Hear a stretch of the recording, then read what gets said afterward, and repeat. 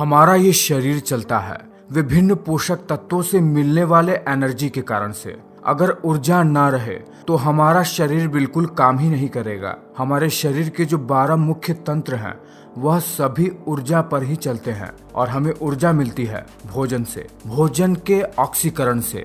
अगर जो भोजन हम खाते हैं उसका पाचन होगा ही नहीं तो हमें एनर्जी तो मिलेगी ही नहीं। साथ ही साथ वह पोषक तत्व जो हमारे शरीर को बनाते हैं, जैसे प्रोटीन जो हमारे मसल्स को बनाती है और उसकी मरम्मत करती है, विटामिन्स जो मिनरल्स को अब्सॉर्ब करने का काम करते हैं, और कुछ खास मिनरल्स जो ब्लड जैसे चीजों को बनाते हैं। अगर वो चीजें हमें मिलेंगी ही नहीं तो हमारा शरीर प्रॉपर तरीके से काम ही नहीं करेगा। और यह सब हमें मिलता है भोजन से, और केवल भोजन खाने से ही हमें पोषक तत्व नहीं मिलते हैं। उस भोजन का पाचन होता है, जिसके बाद हमारे पेट में मौजूद ब्लड वेसल्स भोजन में मौजूद उन पोषक तत्वों को अवशोषित कर शरीर के विभिन्न भागों में पहुंचा देते हैं, तभी हमें पोषक तत्व मिलते हैं। तो अगर अब तक आप यह बात जानते ही नहीं हैं कि भोजन पचता कैसे है, आखिर जो खाना हम खाते हैं वो पचता कैसे है, तो अब तक आपका जीवन एक मामले में अधूरा ही है, क्योंकि यह बात आपको पता ही नहीं है कि आपका शरीर चल कैसे रहा है, आखिर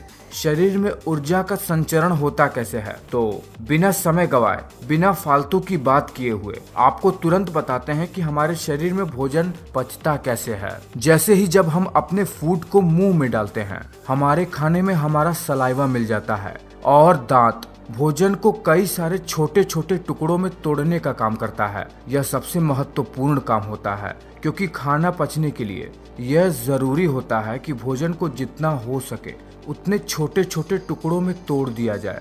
फिर इन टुकड़ों के ऊपर हमारे मुंह में ही मौजूद, जिसे कहते हैं बकल कैविटी, उसके अंदर ही दांतों और जीभ के बीच में सैलिवरी ग्लैंड पाई जाती है, जिससे सलाइवा निकलता है। यह सलाइवा भोजन के साथ मिलकर भोजन को बहुत ही ज्यादा मुलायम बना देता है।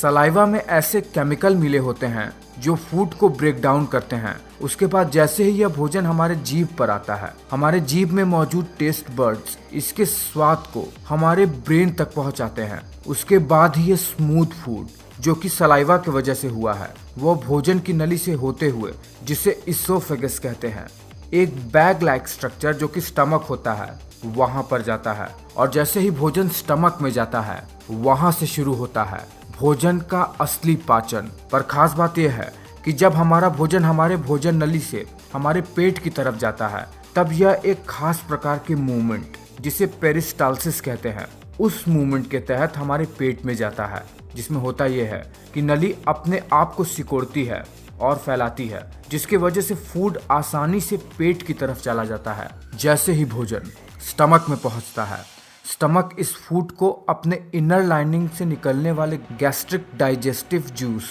हाइड्रोक्लोरिक एसिड और म्यूकस के साथ बिल्कुल मथ देता है, यानी मिला देता है, जिसमें से मुख्यतः एंजाइम फूड में से प्रोटीन को अलग कर देते हैं। वही हाइड्रोक्लोरिक एसिड भोजन को बहुत ही छोटे छोटे टुकड़ों में बांट देता है। वही म्यूकस एक चिपचिपा पदार्थ जो कि हमारे स्टमक से ही निकलता है और फूड में जाके मिल जाता है, वो हमारे स्टमक के दीवार को स्टमक से ही निकलने वाले एसिड से बचाता है, ताकि स्टमक की दीवार डैमेज ना हो।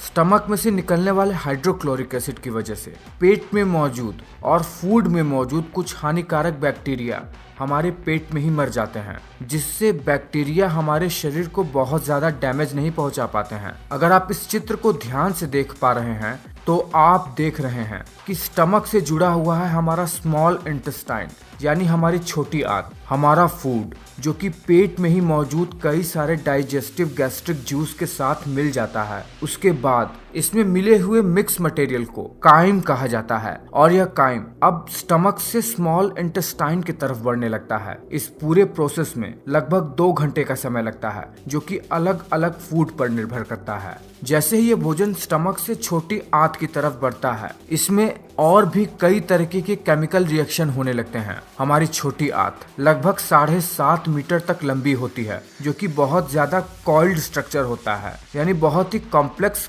कॉइल्ड स्ट्रक्चर होता है हमारी छोटी आंत का। छोटी आंत भी 3 भागों में बटा रहता है। सबसे ऊपर का भाग जिसे कहते हैं डुओडेनम, उसके बाद स्मॉल इंटेस्टाइन का दूसरा भाग आता है जिसे कहते हैं जेजुनम, फिर आता है स्मॉल इंटेस्टाइन का सबसे आखिरी पार्ट इलियम।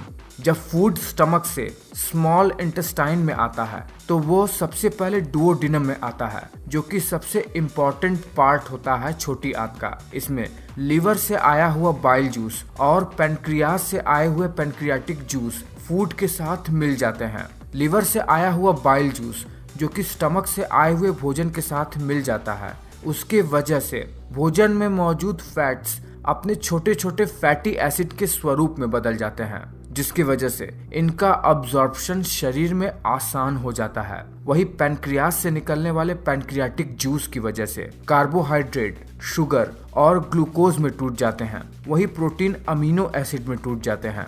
अब जब इन जूस की मदद से भोजन में पाए जाने वाले महत्वपूर्ण पोषक तत्व अपने छोटे छोटे स्वरूप में आ जाते हैं, तो इसके कारण से छोटी आंत से यह ब्लड स्ट्रीम में अब्सॉर्ब होने के लिए तैयार हो जाते हैं। छोटी आंत के दूसरे हिस्से जेजुनम में पहुंचते ही छोटी आंत के दीवार पर मौजूद छोटी छोटी फिंगर लाइक स्ट्रक्चर जिसे विलीज कहते हैं, उनमें मौजूद छोटी छोटी ब्लड कैपिलरी में इन पोषक तत्वों का अब्जॉर्प्शन शुरू हो जाता है और यह प्रोटीन, कार्बोहाइड्रेट और फैट जैसे चीजें अब ब्लड वेसल में जाकर पूरे शरीर के विभिन्न अंगों में और शरीर के बाकी के अंगों में पहुंचने लगते हैं। धीरे धीरे इनका पाचन होते ही ये भोजन छोटी आंत के तीसरे हिस्से इलियम में पहुंच जाते हैं, जहां पर इन भोजन में मौजूद मिनरल्स का भी अब्जॉर्प्शन शुरू हो जाता है, जहां से हड्डियों वाले और खून जैसे चीजों को बनाने वाले खनिज तत्व शरीर के विभिन्न भागों में पहुंच जाते हैं। इतना सब होने के बाद भोजन छोटी आंत से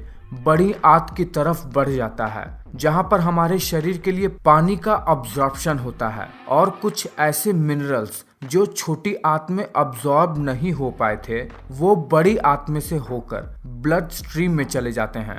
बड़ी आंत साइज में 1.5 मीटर तक लंबी होती है और ये छोटी आंत से आकार में चौड़ा भी होता है। जो भोजन डाइजेस्ट नहीं हो पाया होता है या फिर जो वेस्ट मटेरियल होता है वो बड़ी आंत से होते हुए हमारे एनस से निकलते हुए हमारे शरीर के बाहर निकल जाती है, जिसे फीकल मटेरियल कहा जाता है। और इस तरह भोजन हमारे शरीर में इतनी कठिनाइयों के बाद पचकर हमें ऊर्जा देता है। तो आपने देखा बहुत ही साधारण सी भाषा में कि भोजन हमारे शरीर में पचता कैसे है, क्या क्या प्रोसेस होते हैं और वो शरीर के कौन से अंग हैं जो भोजन के पाचन में अपना सहयोग देते हैं। तो ये वीडियो आपको कैसा लगा है, आपको ये जानकारी कैसी लगी है? अगर ये बात आप पहले से ही जानते हैं और आपको इसके बारे में और भी ज्यादा कुछ पता है तो ये बात मुझे नीचे कमेंट करके जरूर बताइएगा। बिल्कुल भी हिचकिएगा मत, मैं ये बात जानना चाहता हूँ। और वीडियो अच्छा लगा है तो एक लाइक कर देना और इंतजार कीजिएगा मेरे अगले वीडियो का। उम्मीद करते हैं अगला वीडियो आपको और भी ज्यादा अच्छी जानकारी दे पाने में सक्षम हो पाएगा। मैं मिलता हूँ आपसे अगले वीडियो में।